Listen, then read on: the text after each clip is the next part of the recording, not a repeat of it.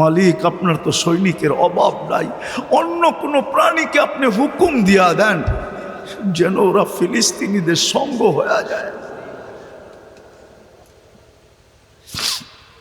আপনি ওদেরকে জয়যুক্ত করে দেন, আর রক্ত ঝরতে দিয়েন না, আর লাশ কবরে দাফন হইতে দিয়েন না। ও মালিক, আপনার খলিল তো ওইখানেই ঘুমায়, আপনার কালিম তো ওইখানেই ঘুমায়, আর 70 জন নবীর ওইখানেই ঘুমায়। সোয়ায় আল্লাহ 45,000 সাহাবারা তো ওইখানেই ঘুমাইতেছেন।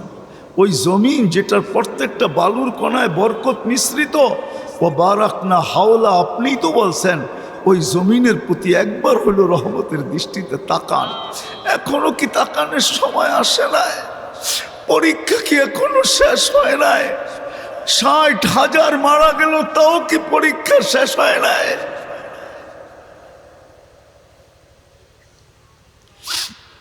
এত রক্ত মাটিতে চললো, তারপরও কি পরীক্ষা এখনো শেষ হয় নাই? আল্লাহ, পরীক্ষাকে সমাপ্তি ঘটান। কোনো না কোনো সৃষ্টিকে আপনি হুকুম দেন, ওদেরকে জয়যুক্ত করা দেন, জয়যুক্ত করা দেন।